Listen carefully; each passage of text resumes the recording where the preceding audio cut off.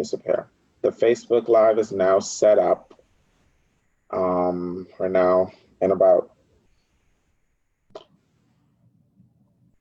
2 seconds or so, we should be live on Facebook. And KR, do you see us on the CLS Facebook page? Sorry, I'm doing 10 Yeah, million. I can hear you talking on the CLS Facebook page. Okay, welcome folks, we're about to get started. And we're now in broadcast mode, so take it away, guys.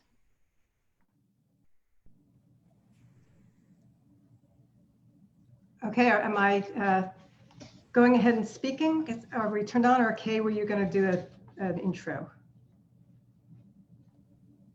I'll do an intro. So thank you everyone for coming. Hopefully this will be useful. If you have any questions, please put them into the Facebook chat and I'll be able to relay them to the presenters. With us today, we have Janet Ginsburg, who's a senior staff attorney at Community Legal Services, and Liz Sultan, who's a staff attorney with Community Legal Services, who are going to be covering such issues as unemployment benefits and also other financial options and resources during the COVID crisis for freelancers. This will also be recorded and available on CLS's webpage after the fact. Take it away, Janet. Okay. Good morning, everyone. As Kay told you, I'm Janet Ginsburg. I'm a senior staff attorney in the employment unit at Community Legal Services. I'm really excited to talk to all of you today because I know that your world changed, as did a lot of people's when the virus hit and when the city shut down. And you know, particular folks who are in the theater and performers and who weren't making, you know, earning regular W-2 incomes, this change was a real shock to the system. So what we're going to cover today is some of the different ways that people who have become unemployed and lost income due to the coronavirus, you know, what are some of the options out there for helping you stay on your feet, get back on your feet until the theaters are open and until you can all get back to work. So we're going to cover the different kinds of cash benefits there are, such as unemployment compensation and pandemic unemployment assistance. Liz is who will introduce herself in a bit and what her role at CLS is going to cover some of the other cash benefits like TANF, which some of you may know of as welfare, food stamps, what we call SNAP now, and health insurance. And then we'll sort of give you a sense of where you can get help with some of these issues if you need them. So let me start off with unemployment benefits. I'm going to talk a little bit about traditional UC, even though I know a lot of you aren't necessarily eligible for it just because of the nature of your work. But what happened when the pandemic hit was that in most states in the United States, all the different states had different requirements for what makes people eligible for UC. And a lot of people became unemployed and were not eligible in their states anymore. So Congress passed a couple of different programs to help people who would not otherwise be eligible for UC to get them through this pandemic. And I'm going to walk you through the programs. I will say that Congress, in its wisdom, gave them all essentially the same acronyms, which makes it very, you know, I think they did it just to give us all agita. But it causes a great deal of confusion for the experts as well as for, you know, the people who are trying to access these benefits. So if I get confused with the acronyms myself, I will straighten it out. But so there's regular state unemployment compensation. Traditionally, that people are eligible for that for a total of 26 weeks in a benefit year. Pandemic unemployment assistance, PUA, is the program that was created to provide coverage to people who were not otherwise eligible for UC. And I'll go over that in detail in a little bit later. Pandemic emergency unemployment compensation, PEUC, extends traditional and UC and PUA for 13 weeks. So people are now eligible for the time being for 39 weeks of whichever program they're found eligible for. That just started a few weeks ago, and it only goes through to December 31st. And the last program that Congress passed was called Pandemic Unemployment Compensation, PUC. PUC is an additional $600 a week that anybody who's eligible for either UC or PUA can get through July 31st. I will say that in past recessions, Congress has extended the extensions. The rumblings from Washington are that that's unlikely to happen this time, but there are advocates certainly pushing for that. And there are also advocates pushing to try to get the $600 a week extended past July, but I don't know how that's going to go.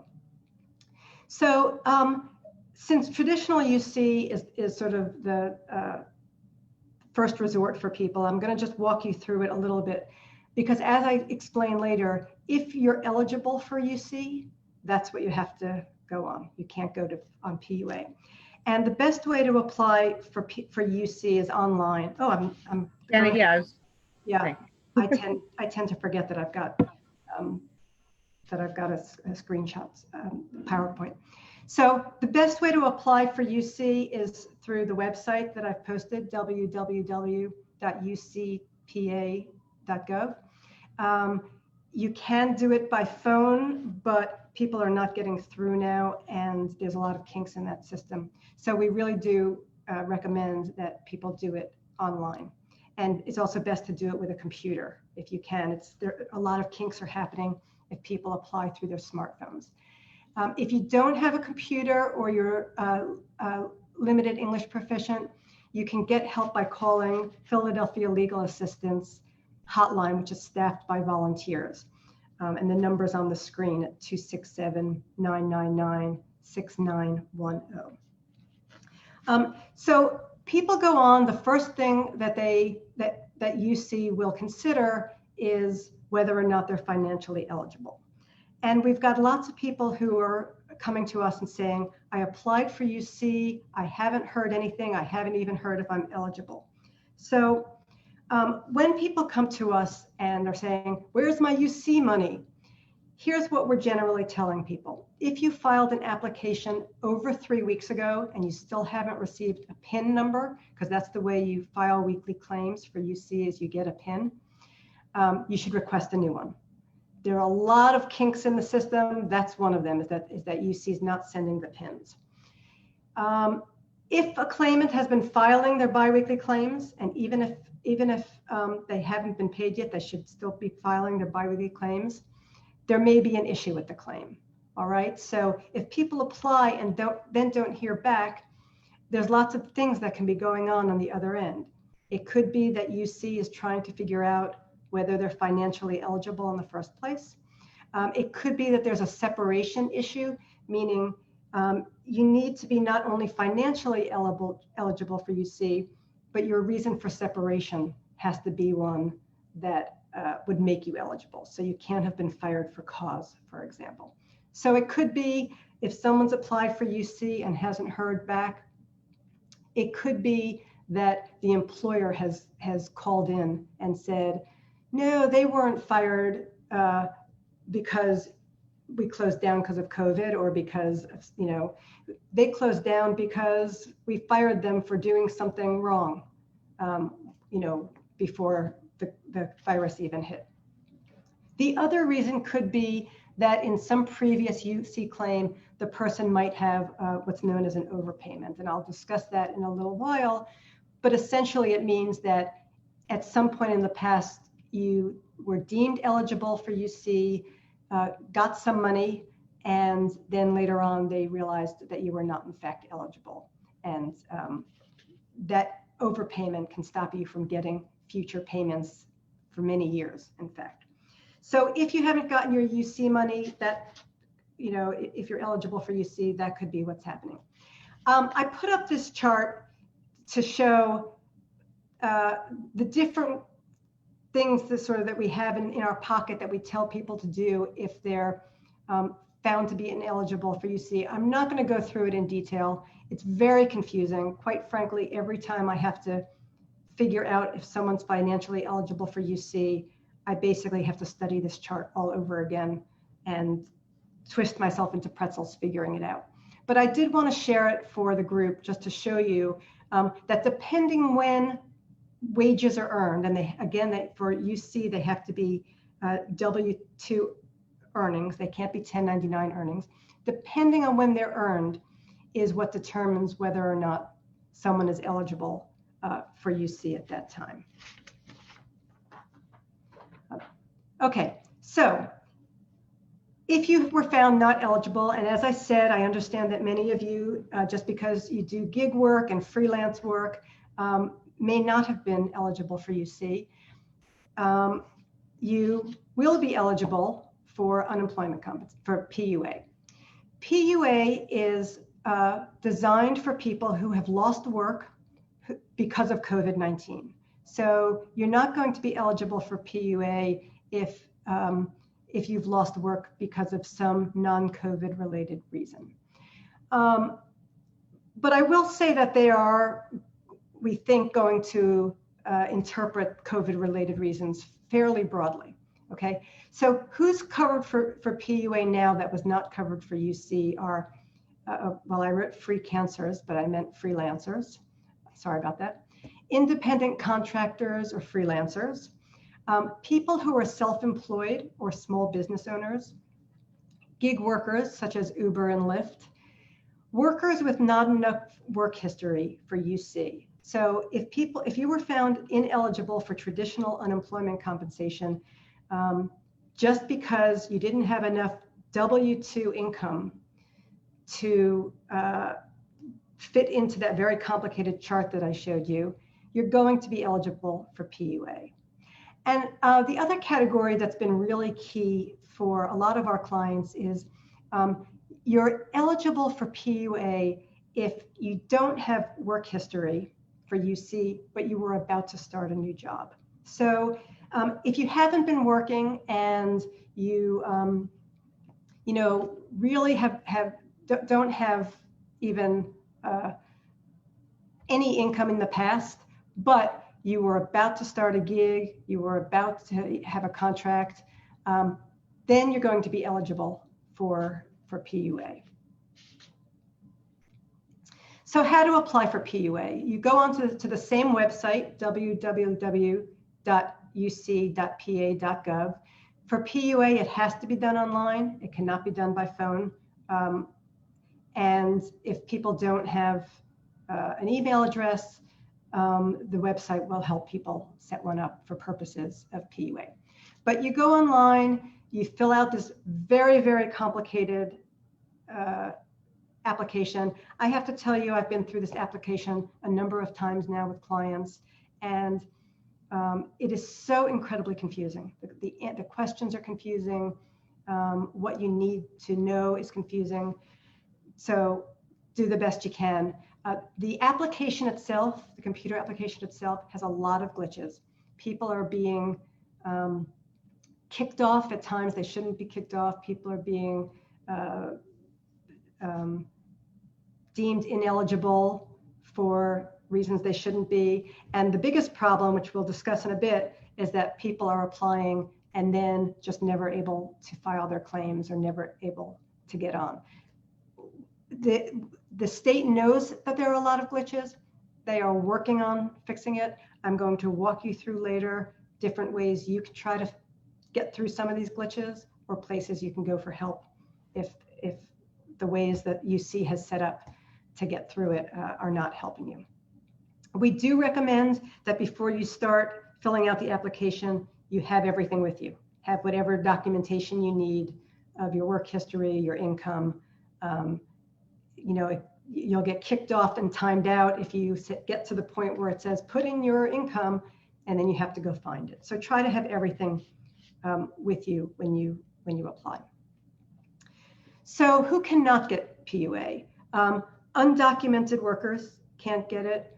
Workers who can do their work teleworking I recognize for most of you performers and theater folks that you don't fall into that category. People who are still employed full-time, even if they've lost other income, cannot get PUA. So, you know, if you have a full-time job and you're doing theater or freelance work for extra money and you lose that theater or freelance work, you're not going to be eligible for either PUA or UC if you've kept your full-time job and are still getting paid for it. So you also are not eligible for PUA if you're eligible for UC or currently receiving UC. If you're eligible for UC, that's the route you have to go, even if it's going to be less money. And sometimes it is less money. So for a lot of people where it's a question of whether or not they're going to be eligible for UC versus PUA, we're recommending to do the UC application, see if they get through that way, and only if they're deemed ineligible to try to apply for PUA. Okay, can you guys all still hear me? Yeah, we can hear you, Janet. And my screen has stopped. I can't seem to move on to the next. Okay, now it's working. Okay, so what kinds of documentation do you need for PUA? For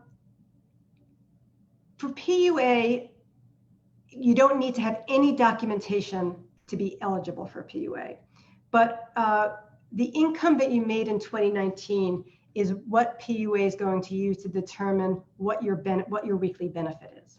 And the weekly benefit for PUA, the minimum weekly benefit is $195 a week, plus until the end of July, that extra $600 a week. Okay, so we recommend submitting whatever income you have, because whatever documentation of 2019 income you have, because while it won't affect your eligibility, it could affect the amount of money that they deem you eligible for your weekly rate. So what you can use, if you have tax returns, paycheck stubs, bank receipts, a contract, like, so if what you're saying is that you have you were supposed to have an upcoming job that didn't come through, you know, submit the contract if you had a contract. Again, for non-W2 earnings, PUA will only look at the net 2019 income for purposes of what your weekly rate is.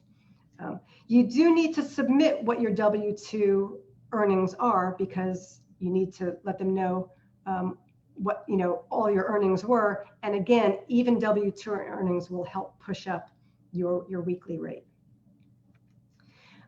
Again, the documentation is used to establish the weekly benefit amount, not the eligibility. If you did not have the documentation at the time of your application, it can be uploaded afterward. Okay, there's a place on your PUA portal that allows for submitting of documentation.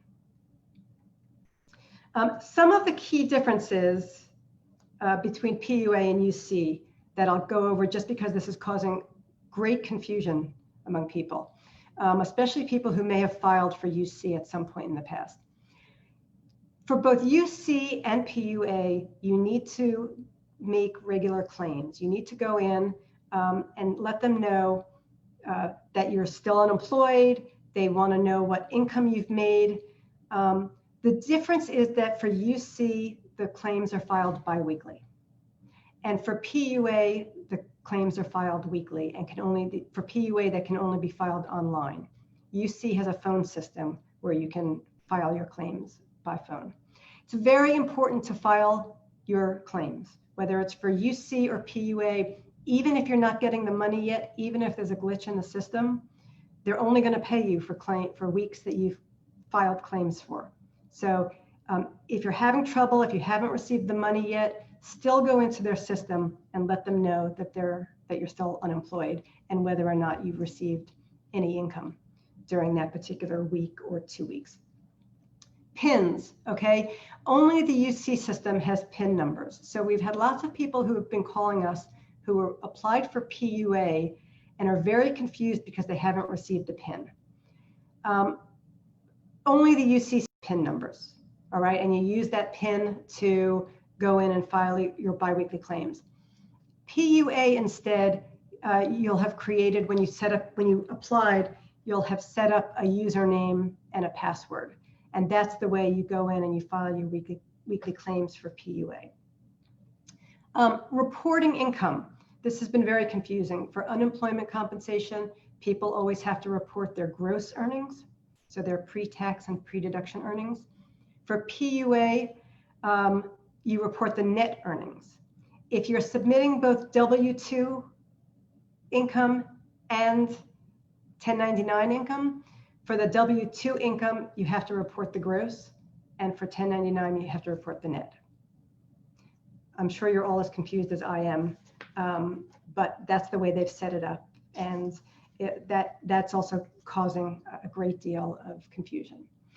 One of the other key differences between PUA and UC is that PUA is retroactive to when you last worked. For UC claims are only going to start paying off for when you applied. So if you became unemployed and lost your income back in March, but you don't file an application for UC until May, they're only going to pay you starting from the application from May on. For PUA application asks you when you last worked, and they will kick back the payments when they eventually start paying back to when you first started working.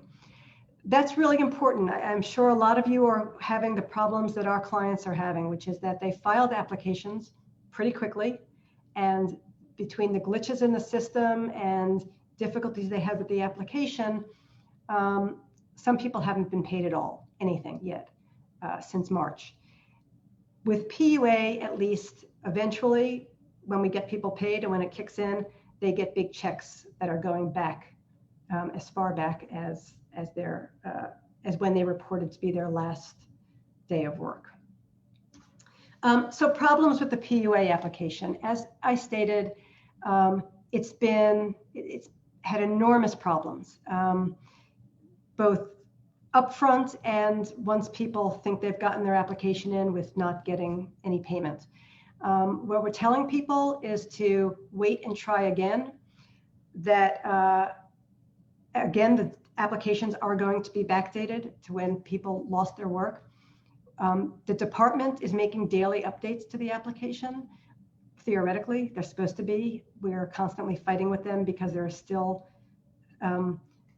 ways that the application is written that we think are tricky or misleading or downright not applicable to the way Pennsylvania applies unemployment compensation laws. Again, we do recommend that people keep trying, and then, I'm going to give you some ways to come get help if you are still not having any success. Okay, so one of the biggest issues that people are facing, I had mentioned before that if you're eligible for unemployment compensation for UC, you cannot get PUA. PUA is meant to be the place of last resort, right? Again, if you're receiving unemployment compensation, even if you've lost income from other gigs, you cannot get PUA in addition or even instead. There are times, as I mentioned, when people can get more money on PUA than they would on UC. And that's because PUA has the lowest possible weekly benefit is $195. Whereas in UC, it's something like $50 or $60 that you can get. It doesn't matter. If you're eligible for unemployment compensation, you cannot get PUA. A lot of you I know are mixed W-2 1099 workers. And it's very, very complicated about whether you're eligible for UC, whether you should be going the UC route or whether you should be going the PUA route. The general rule of thumb, the long story, and this gets back to that very complicated chart that I showed, is that it depends on when your W-2 earnings fall. The UC program has this very complicated system where they look at your earnings from before 3 months before you lost, look back 3 months before you apply, and then look at your 4 quarters before that. And that's when they look at your earnings. So, you know, the general rule of thumb that we've been telling people is that if you've got mixed W-2 1099 work, if the bulk of your work has been W-2 work, give UC a try. You know, try applying there first, because again, if you're eligible for it, that's the route you have to go. But if most of your work is 1099 work, you're most likely not going to be eligible for UC. So just go ahead and try PUA. We are telling people to make sure to report all income, whichever route they go. If they're applying for UC, they still need to report if they're making income for 1099. It's not going to be considered towards their eligibility, but it will be considered towards their weekly benefit. And conversely, if you're only eligible for PUA, then you still need to report any W-2 earnings you make, or you risk an overpayment. I want to touch on overpayments very quickly because people are really frantic right now, and we get that. So a lot of you, and certainly a lot of our clients, are applying to everything they can apply to, right? You may have applied to UC, been deemed ineligible, so you applied for PUA, or you may have tried PUA first and then realized that maybe you were eligible for UC. The risk to applying everywhere is that you could be deemed to have had an overpayment if you were found to be eligible for something, and then later on they realized that you weren't eligible. That will lead to what's known as an overpayment. There are different kinds of overpayment. There's non-fault overpayment, meaning it wasn't your fault and they really don't hold that against you. Fault overpayments, although they will still try to get some of the money back from you, even if it was non-fault. Fault overpayments, which is if they decided that, as the phrase implies, it was your fault, and then they can take, you know, years later can go back and try to get all the money back from you. And there's also something called fraud overpayment, where they downright think that you've committed outright fraud. So what we recommend to people who are applying all these different ways is just to be as upfront about everything as you can, and to cover your butt by coming clean, making sure you're trying to correct whatever problems can be corrected. I want to share with you one thing we're seeing starting to happen now, because it may happen to some of you. We have clients who, and we're hearing around the state that this is happening around the state, who applied for unemployment compensation, were found to be not eligible. It may have been because the state didn't take into account their W-2s and earnings from other states, for example. So they're found to be ineligible, and they're told, go apply for PUA. They go and they apply for PUA, they get PUA money, they start getting the money, and by the way, they may have appealed the UC finding, right? Because when everyone's trying as hard as they can to get some income, people are going to appeal what they can appeal. So then people are hearing, okay, we've changed our minds. We've decided you were eligible for UC because we hadn't taken into account your other state's earnings or other earnings that we didn't know about, or we were wrong. Here's all your money for UC that you were supposed to have been paid. So people are getting paid the double from UC to PUA and PUA, only because through no fault of their own, they were told they were, not eligible for UC, and they applied for PUA. So what we're urging people to do is they're going to have to pay back that PUA money eventually. So, and we also don't want people to have overpayments sometime in the future. So we're urging people, if in situations like this, to write an email to PUA, and I'm going to give the email address in a moment. Write an email, explain the situation. Tell them I was deemed ineligible, or I thought I was not eligible. I applied for PUA. It turns out I was eligible for UC. I don't mean to get in trouble. What do I do? All right. And believe me, they want their money back at some point. They're going to contact people to get the money back.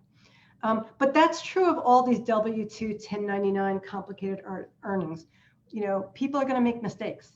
Like it's just inevitable. This situation is too complicated, and people are understandably frantic to get income. People are going to make mistakes. And what we're really trying to encourage people to do is just make sure to send an email to the PUA system or the UC system to try to clarify any of those mistakes, so that if there's deemed to be an overpayment in the future, you've at least made it clear that you weren't trying to, milk the system.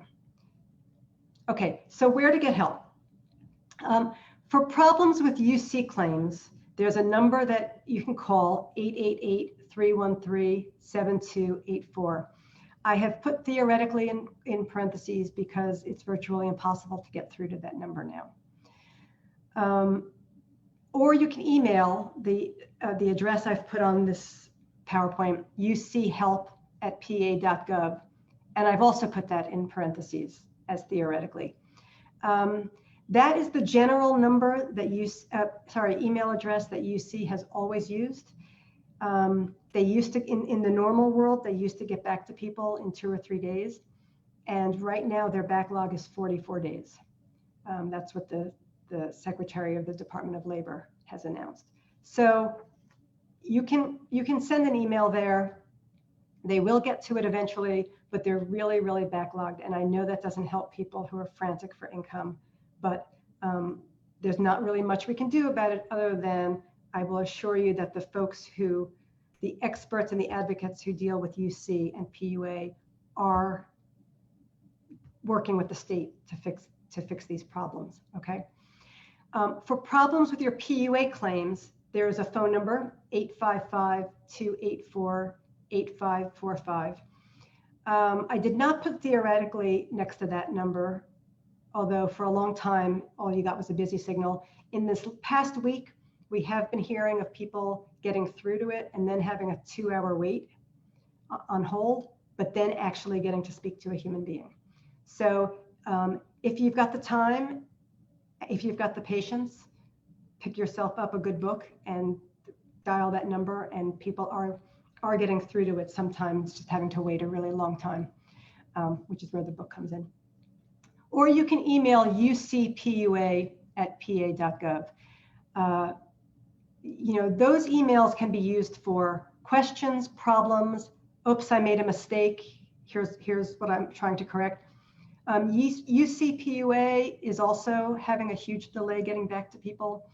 I don't know at this point how long that delay is, but it is the way you can go and try to get questions answered, issues resolved, mistakes fixed. Those are the official routes.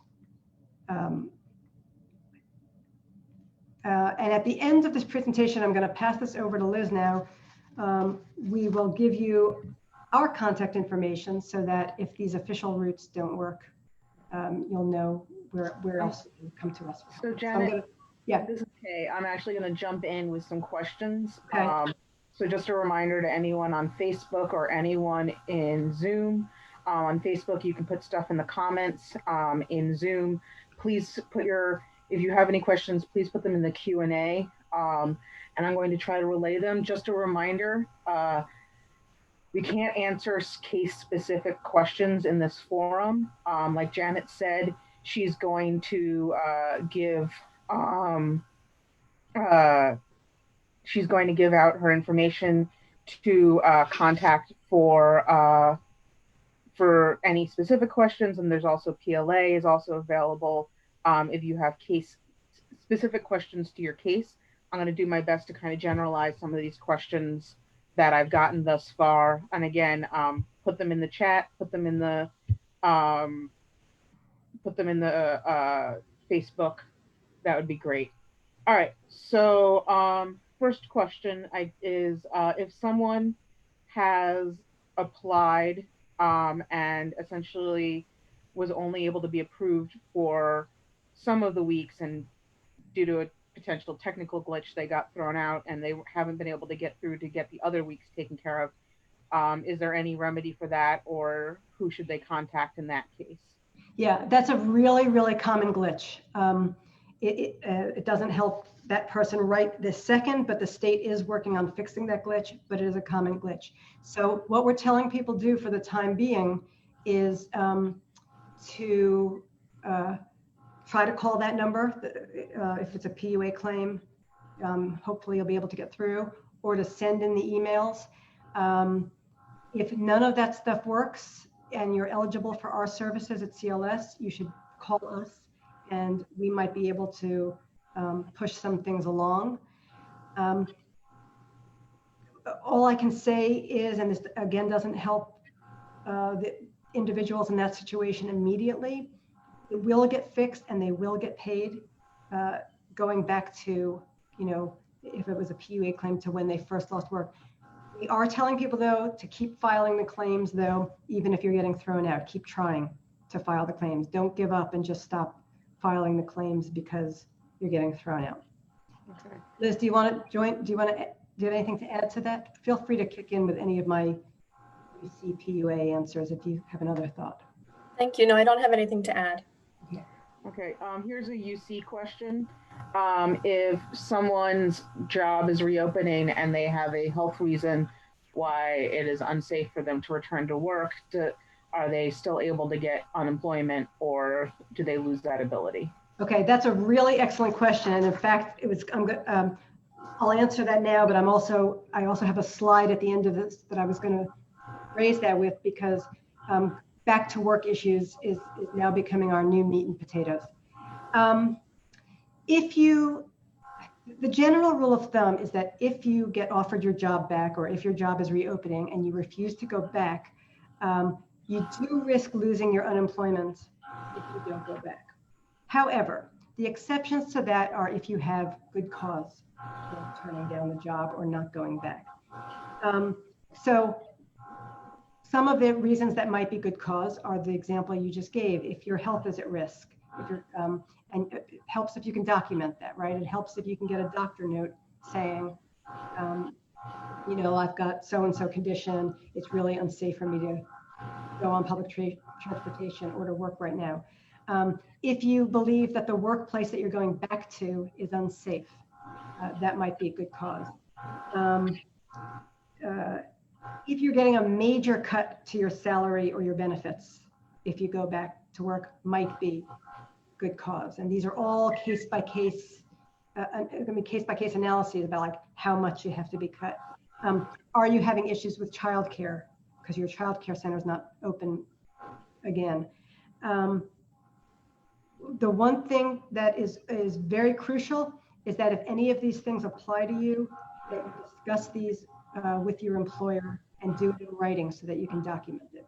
So UC is not going to consider something to be good cause unless you have taken steps to fix the problem. Yes, the jobs are starting to open, employers are starting to call people back. We know for sure that something they're not going to consider good cause is that you're getting paid more money on UC or PUA than you've been making in your job. That is not unusual right now because of that extra $600 a week, but that's not going to be good cause. You cannot turn down a job because it's less money you're getting on UC. But health reasons, document it as best you can, communicate with your employer, preferably in writing or email, and hopefully the UC office is going to say that you're still eligible.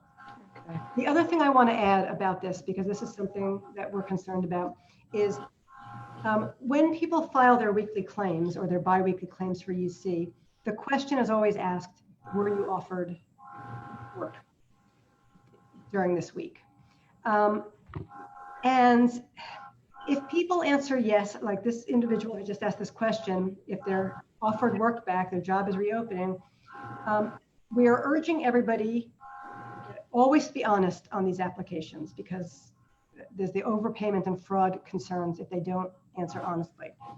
If they answer, yes, I was offered work and I turned it down, UC is supposed to contact you and ask you why you turned it down before they shut you off. Okay, so answering I turned down work is not supposed to automatically kick you off of UC benefits. It does sometimes, and if you are in that situation, please come to CLS, because that's an issue we're looking out for. You need to keep filing the claims, you need to answer honestly, but they're supposed to do an investigation before they shut you off. Okay? All right. Oh, Sorry. I'm sorry. May I just add something to that? I wanted to point out that on CLS's website, we have a list of frequently asked questions about return to work, as well as a checklist of things to discuss with your employer about safety upon returning to work. So that's another resource that you can take a look at if it's helpful to have something in writing. Janet, and this is actually something that we discussed briefly before. Do you have any information or advice for people whose documentation spans several states and are dealing with essentially bottlenecks in different states? Yeah, that is one of the more confusing areas. The general rule of thumb is that it's best to file in the state where you had the last separation of employment. So if you live in Pennsylvania but work in both New Jersey and Pennsylvania, or let's say okay, let me walk you through several different scenarios. Let's say everybody here lives in Philadelphia, let's take that or Pennsylvania, let's take that as a baseline. If you live in Philadelphia, but all your work was in New Jersey, then you file in New Jersey or whatever other state it was. If you sometimes work in New Jersey, sometimes work in Philadelphia, and again, I'm using New Jersey just for shorthand, then it's best to file where the job you were last separated from. Theoretically, that state is supposed to contact all the other states that you've worked in and get the UC information get the W-2 and 1099 information from them and the work information from the other states. It's not really happening right now, quite frankly. It's it's happening sort of haphazardly. The states are so overwhelmed right now that they're not doing good jobs checking in with the other states. So if you live in Philadelphia or Pennsylvania and you've got these mixed, if it's really all mixed and you're all over the place all the time, then file where you live and make sure that you report all the other income that you've made, both because that's supposed to count for credit weeks, but also because you want them to count your income for purposes of your weekly benefit. But it's all very confusing, and generally what we're recommending to people is file where the bulk of your employment was, and unless Pennsylvania was your last employer, then file there, and always make sure to as I said, to file all your income, but UC and 1099 when you do file for UC. All right, I'm going to try to combine some questions because so we make sure we leave enough time for Liz. We have 10 minutes left for questions for Janet, and again, just for everyone that's typing all kinds of things, contact information will be given out at the end. Please call CLS, call PLA, get your questions answered, especially because these are so complicated. So there's a couple of questions that relate to amounts. It looks like some people are running into issues where they've uploaded all their old tax returns and are still getting $195. There's some people where due to the combination of W-2 and 1099, they're essentially getting a fraction of their income from the the PUA system because they're not dealing with the 1099 because it's focusing on the W-2. Is there any way that you could recommend to kind of fix these numbers and amounts again for people whose employment history spans both programs? Okay. Let me start off for people who are on UC, who are eligible for UC. UC is not going to consider their 1099 income for benefit amount. So, you know, for UC, you need to tell them what income you have, but they're not going to consider it, and it won't help to appeal the amount. For PUA, PUA should be considering for the benefit amount, they should be considering both the W-2 money, the income that you lost, and the 1099 income that you lost. There is a way to appeal it, and for PUA, you can appeal that within I think it's a 60-day appeal deadline. I want to add that for UC, there's a 15-day appeal deadline, so people need to watch out for that if they need to appeal their benefit amount. But what we're recommending for people with PUA who are disputing their amount of their benefits is to appeal it. There is a mechanism on the PUA platform for doing so. And PUA is also being somewhat informal about how they receive things right now. So make sure to upload whatever documentation you have, whether it's W-2 or 1099, and write an email to them and say, I disagree with the benefit amount. Here's why. That's what we're recommending, you know, and you just need to keep appealing it. The calculations that they do for determining the benefit amount is incredibly complicated. It's so complicated that there are actually, I really think, a handful of people in this state who understand it. So there are going to be situations where lots of folks think that the benefit amount is wrong, and in fact, it's not wrong just because the formula is so complicated. But still, if you think it's wrong, it doesn't hurt to try to appeal it. Liz, do you have anything to add to that? No, I think you covered it. Okay. Did I cover it correctly, though? That's the question. I think you covered it correctly, too. Reasonable lawyers can disagree. All right, so just you kind of mentioned a bunch of glitches and things like that. Have you come across a lot of people saying, running into glitches where the PUA claim is denied because the unemployment is not the result of a disaster, because like someone clicked COVID and then suddenly they got denied from that for PUA? Is that a common glitch you're seeing? It's not a common glitch we're seeing. I've seen it once or twice. Sometimes, look, sometimes it wasn't COVID related, right? There were other reasons that people lost jobs. But we also think that the way they've listed whether or not you're eligible and whether or not it's COVID related isn't clear to a lot of people. So what we're recommending to people is just go through and just make sure they didn't press no when they should have pressed yes. Make sure that they really believe that they fall into one of those categories. Really, again, people are not going to be eligible if in fact the reason was really not at all COVID related. I had a client who literally was fired from her job for misconduct right around the time that the virus happened. And, you know, there's just no getting around the fact that she was not fired because, you know, she didn't lose her job because of COVID. But within the was this COVID related, it's pretty broad. And a lot of these glitches we think are people who just may have not understood a question or not answered it correctly. I think so. Just one more question, again, that seems to be consistent between a couple of different people.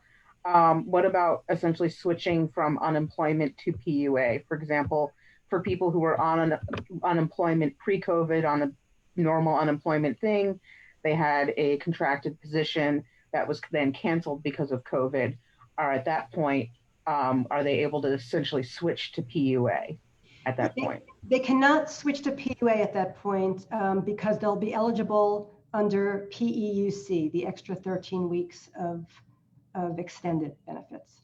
So depending on if people had exhausted, depending on whether they had been on UC and had exhausted their 26 weeks of UC and now are unemployed because of COVID, their regular UC claim should continue for another 13 weeks.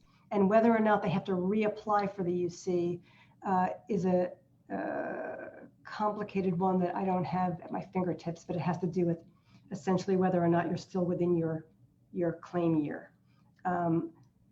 So it's not a question of switching to PUA. Most people who exhausted their UC benefits right around the time of COVID should be able to switch back into UC, and they should go back into their claims, and there should be a function for kicking their extended 13 weeks in.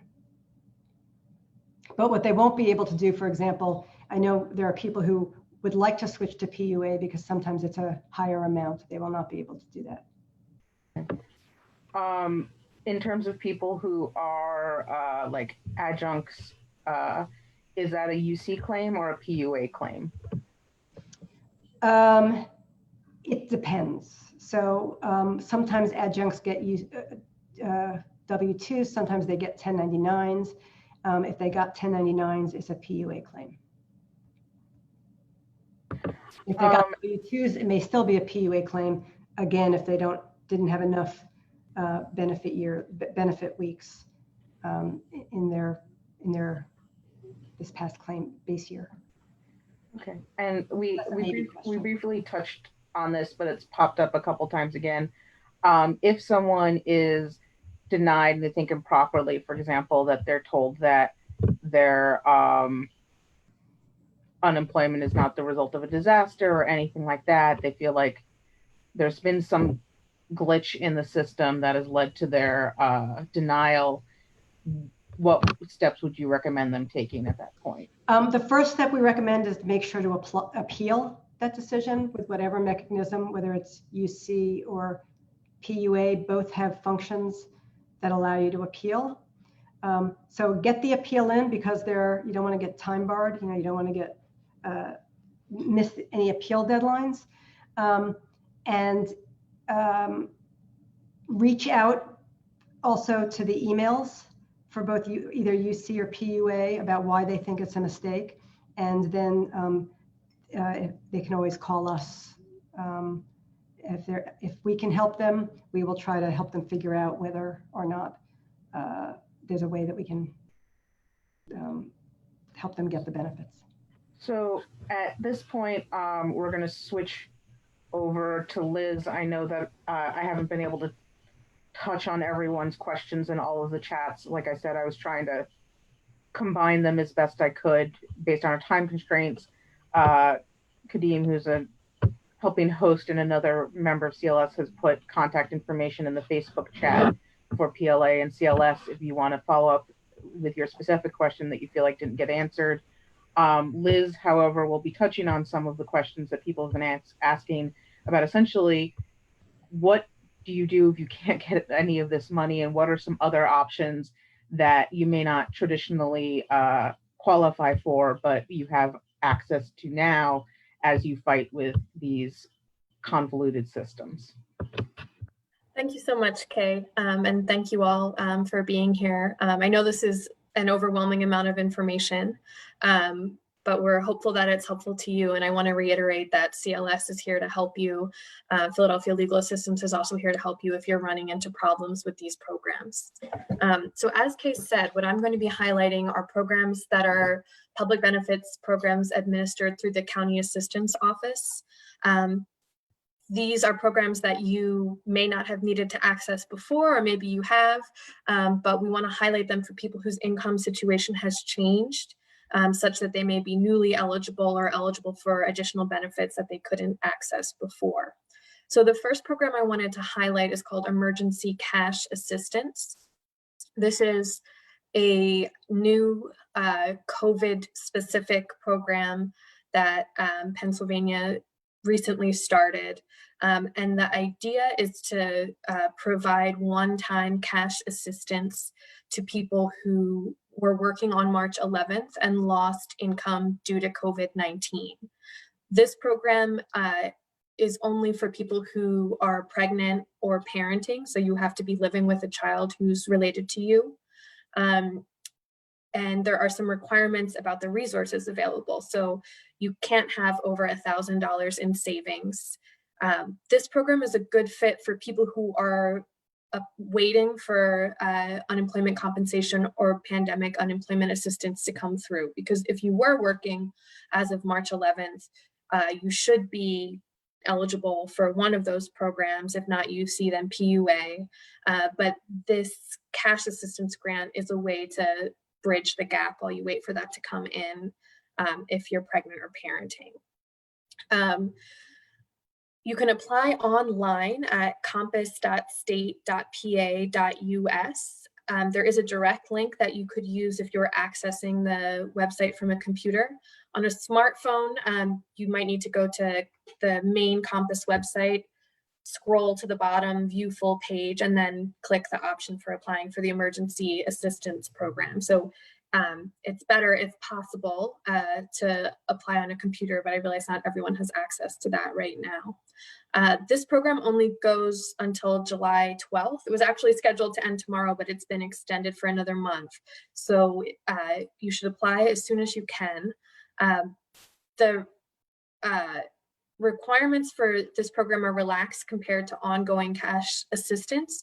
So you don't need to pursue child support against an absent parent. There aren't requirements that you be searching for work or doing a training program right now. And the income limits are higher than they are for ongoing cash assistance. One thing to keep in mind about this application is we're recommending that people apply because the County Assistance Office is processing these applications relatively quickly, usually within 10 to 15 days, but it really helps speed up the application if you can upload documentation of your lost income and of your resources, so bank statements, things like that. That helps your claim get processed faster. Janet, may I have the next slide, please? Thank you. Another program that is similar is called the TANF Diversion Program. So TANF is Temporary Assistance for Needy Families.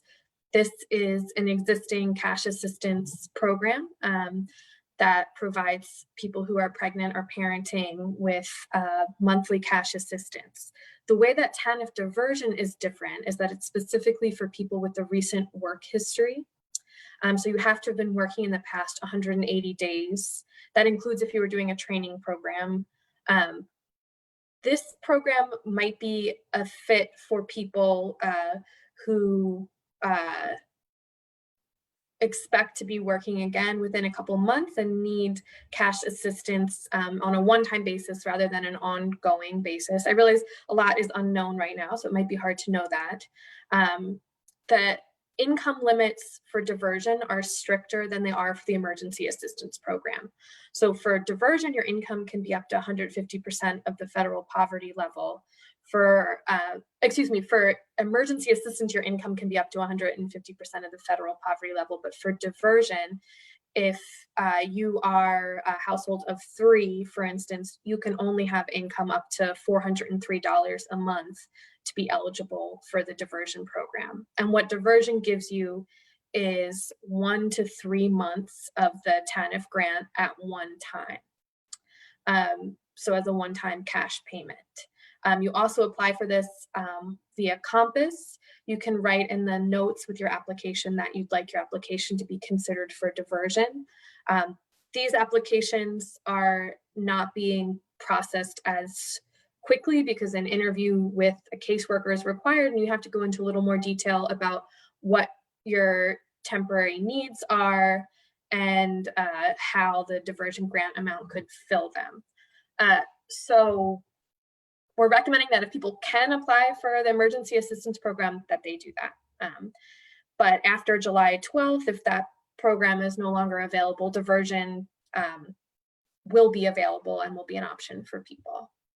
Janet, if I could have the next slide, please. And then the next option is traditional ongoing TANF, which is a monthly cash grant. As I've been saying, the eligibility is the same in terms as diversion, that you have to have a very low monthly income, and it's a small amount in the cash grant that you get. We are advocating for this amount to be higher. The grant amount has not changed since 1990, which is horrendous, but this is what it is right now.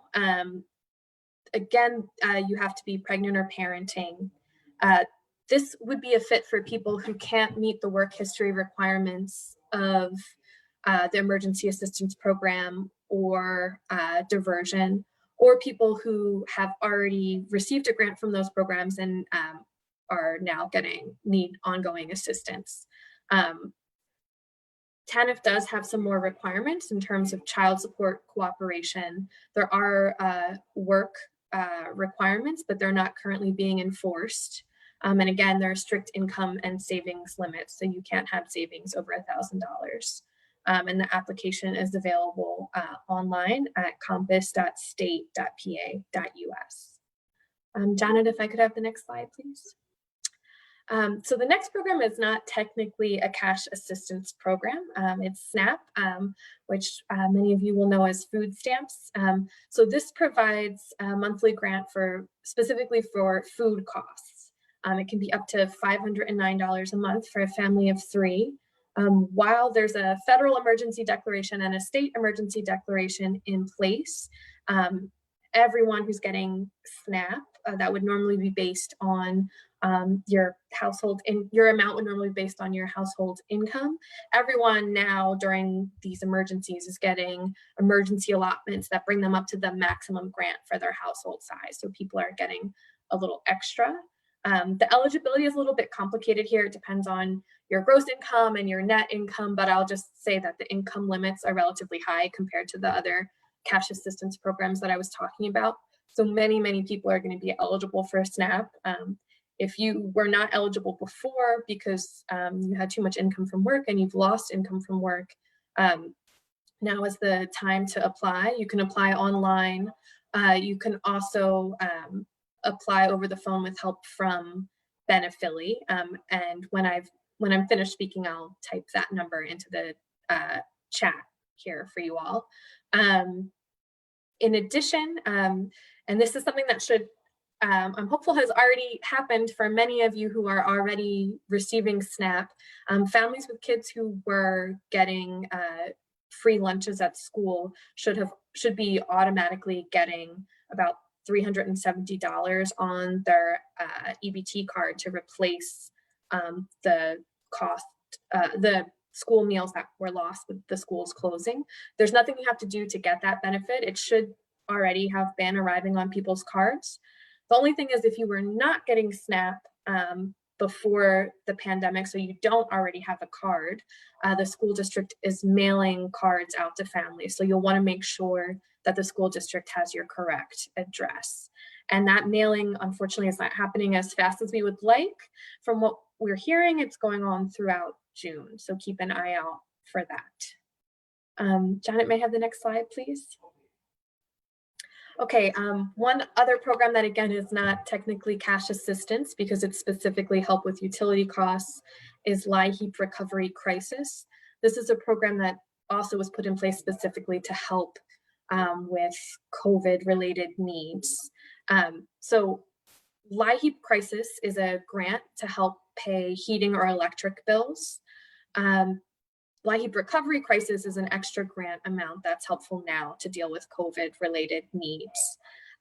The requirements have also been loosened a little bit from what they normally are. So if you're behind on your heating bills, if you've had your utility service shut off, if you'll run out of fuel within 15 days, or if you need a repair to an energy system like a broken heater, you can apply. So there's not a requirement that you've received a shut off notice. You'd being behind on your bill is enough. And you can get up to $800 that's sent directly to the utility company or to the fuel vendor. If you already had received LIHEAP this year during the normal LIHEAP season, like over the winter, you can call this hotline number to apply for the recovery crisis and get some additional funds. If you haven't received LIHEAP before, again, you can apply online via Compass. And I will say for people who already received LIHEAP, the reapplication process is pretty simple because they already have most of your information, and it goes relatively quickly. So it's a really something good to consider if you're in that situation. May I have the next slide, please? Thanks. Okay, health insurance options. So if you had employer provided health insurance, you may have been getting COBRA notices if you've lost work and lost access to that employer provided insurance. And it might seem like COBRA is your only option, but it's actually usually the worst option for people because the costs are so high. It's basically you paying out of pocket for the premium costs for the coverage that your employer was formerly providing. But the positive news in the midst of that overall negative is that you are likely to qualify for other more affordable options. So medical assistance, Medicaid is an option. The income limits are higher than people think. So we're encouraging people to apply. If your income is too high to be eligible, then your application will automatically get kicked over to the marketplace system, which is subsidized insurance, although it does have out-of-pocket costs that are not insignificant. We're encouraging people to apply as soon as possible after losing employer-provided insurance because there's only a 60-day window to get marketplace coverage after you lose coverage. If you miss that 60-day window, you have to wait until the end of the year for the general enrollment period in November. So generally, we tell people start with whichever program you think you're likely to qualify for. Start the application online, and if you apply for medical assistance, that counts as meeting the deadline for applying for the marketplace when you get kicked over. And for help sorting out all of these different options and what's going to be best for you, you can call the Pennsylvania Health Access Network at the number on the screen, and they can talk you through how to apply and which option is going to be the best for you, since it can be confusing to sort all of these out. Janet, the next slide, and I will hand this one over to you to discuss. Thanks. So I had already discussed this one during the question and answer session part of my piece, but I just want to reiterate that as employers start opening up and calling people back to work, that if you have good cause not to take the job, you may still be able to keep your UCPUA benefits. So I'm happy to answer any follow-up questions about that, but I'll move on since I've already discussed that.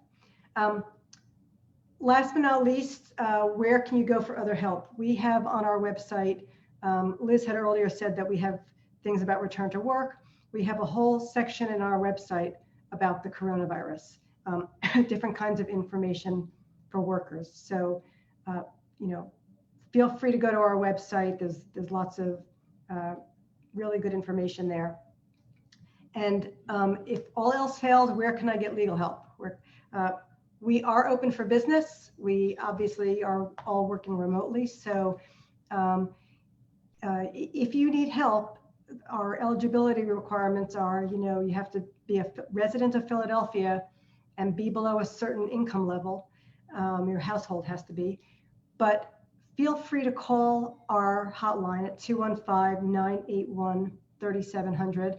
There's a phone tree where, depending on what your legal issue is, whether it's housing or whatever the utilities, whatever the issue is, there's a phone tree thing for the employment unit. We're the ones who are handling, we're doing mainly PUA questions. If you have questions about your unemployment compensation, you can either call us or you can call our sister organization, Philadelphia Legal Assistance. Same phone number, except it's 3,800 instead of 3,700. We are all overwhelmed with these calls. We're getting to people as quickly as we can. So you may have to be a little bit patient to hear back from us, but try all the other routes for help. And if you need our help, we're there for you. We really want to be as much help to people as we can. We know this is a very frustrating and difficult and scary time for a lot of people. And I, just want to say that you're not in this alone. It's a very confusing issue, all these different issues, and if we can help you, we're there for you. So. I want to echo what Janet said, and on the benefits side, I think often people might not know when to seek legal help. So if you've applied for benefits and you were denied, but you think the denial is wrong, or you think you really should be eligible, or you've gotten a denial notice that really makes no sense to you, seems to have incorrect information, that would be a time to reach out to CLS for help. You can also appeal decisions on your own with the county assistance office. You should receive notices that tell you about your appeal rights. So that's something important to keep in mind in that context too. Or if you were getting benefits and you've suddenly, SNAP, Medicaid, cash assistance, and you've suddenly been cut off, that's another time to reach out to us for help. So I would say, when in doubt, please don't hesitate to reach out, because that's what we're here for.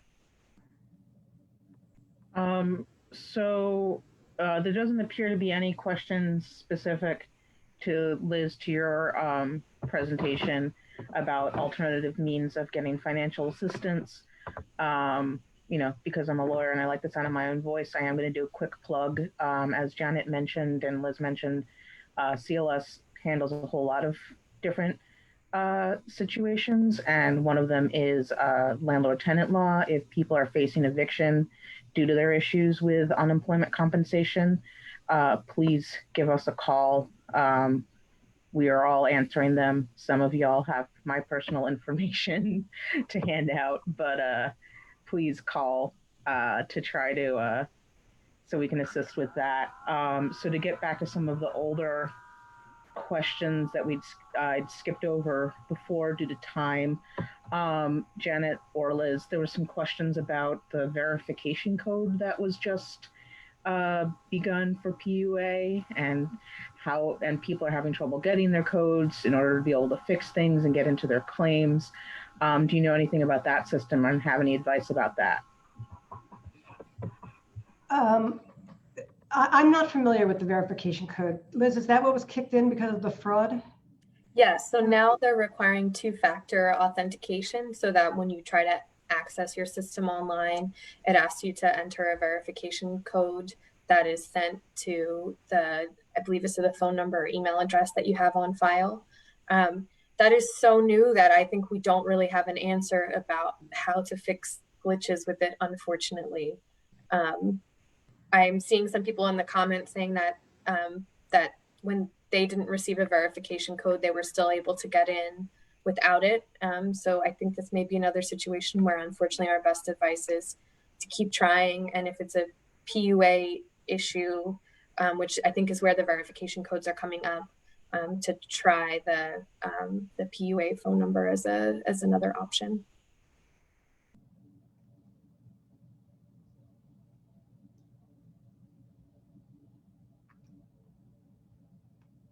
Okay, are there other questions?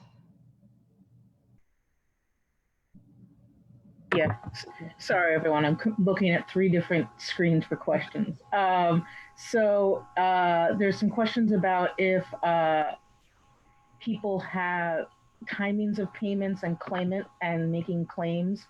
For example, if someone has already filed their weekly report and then get an unexpected payment, or in terms of framing payments that might be for like a larger period of work, but to somehow fit into this little box of either of unemployment or PUA. How do you kind of work with some of that stuff? When you say payments, you mean earnings? Yeah, earnings, like, okay. yeah. So yeah, I've been stumped a couple times by that question on the PUA application, because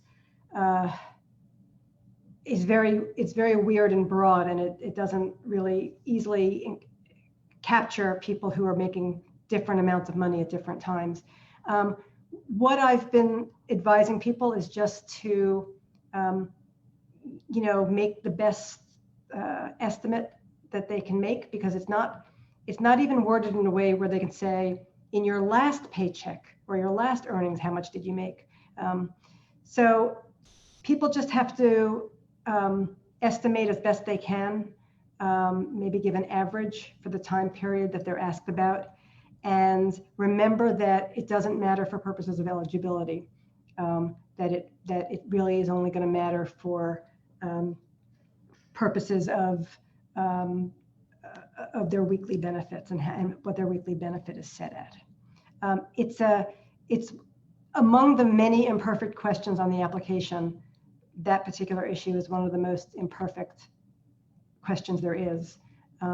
So we don't really know what to tell people other than you just have to give an estimate. If someone's back weeks are being reviewed for PUA, how can they file their weekly updates when they're under review? They're having some technical difficulties, to say the least. So this is one of the glitches that we're seeing, one of the many glitches we're seeing on the system. People should just have to keep trying. So if cases are under review, whatever weeks they can file claims for, they should file claims for. And if they're not able to file any claims at all, and it's just seems to be stuck under review, they need to email that email address that we gave and let them know that this seems to be a glitch. If it's under review, it's probably under review because they're very backlogged and they, are verifying, eligibility and making sure that all the information is correct. But we do find that people are feeling like they're stuck at under review, and there's no fix for it other than enormous patience and making sure the system is aware through that email of this, that they seem to be stuck in this glitch, and then coming to us if it remains. But it can be weeks and weeks and weeks under review. Or for people who are in this situation and sending emails or in any of these situations and need to follow up, is there any documentation or anything they should be sure to put in their emails to try to essentially speed along the process so they're not kind of stuck in a back and forth? Oh, we don't really know of anything that speeds along the process. I can't think of anything in particular that they can put in other than what they've, what we've already discussed in terms of making sure that the PUA system has whatever information they need to determine the case. If the issue is whether or not they are eligible because they've been offered a job, then the documentation should be any communications they've had with their employer, any notes they have with a doctor regarding an illness that they or a family member has, documentation of daycare being closed.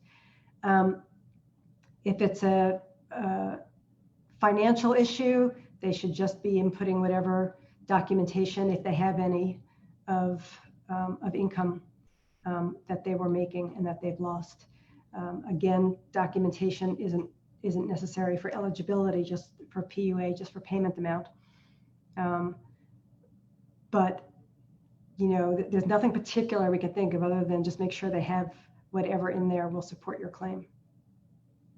And again, we know it's really frustrating, and we're hearing so many stories of people who are just stuck, and we're hoping for a broader fix, but if you've tried and tried and tried and waited, give us a call.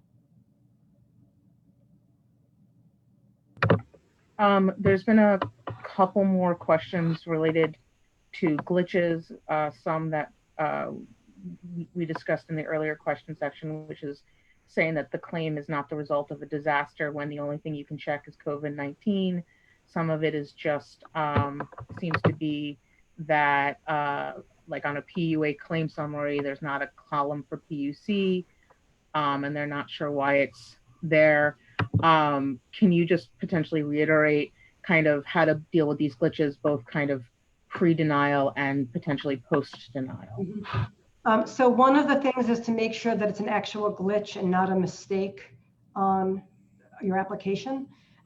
People can go back through their application and how do they that so the person actually sent a follow-up, how do they do that? Because it's only letting them change personal information. They can't actually access the rest of the application. Oh, yeah, so that depends on how far they've gotten in the application. If they've gotten far enough that they can't go in and change stuff. I was working with a client last week who hadn't gotten far enough that she couldn't change stuff. I was able to change stuff by going in. You just have to send the email, say, this is a mistake. This was COVID related. I don't know why it said it wasn't. The problem is that until they look into it, it's not clear to them whether it's an actual glitch, which does happen, or whether people misread a question or incorrectly answered the question. Both of them have to be fixed by going through the email system and emailing them. Again, if there's certain points in the application where people get kicked out, that they can go back into the application and fix it. But if they've gotten far enough along that the application's actually been submitted, the only way to correct things is by email. And just reading follow-up from this person in the chat, I would say this is a situation where you might want to call CLS because it sounds horribly frustrating. And it seems as if you've done everything you can on your own. And that's a message for everyone who has tried and tried and tried. We know that this system is really not working in many ways. And so we'd encourage people to reach out to us. Not that we're always able to fix things either, but we can at least try to look into it further and see what options might be to get it resolved.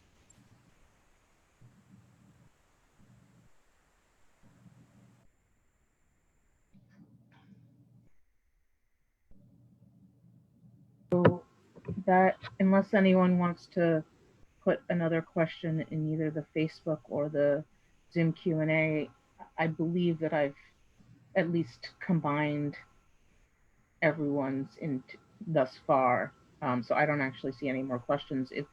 So while people think, Janet and Liz, if you had like one important takeaway for people, besides this is all frustrating as hell, what would you tell people to make sure that they remember after this?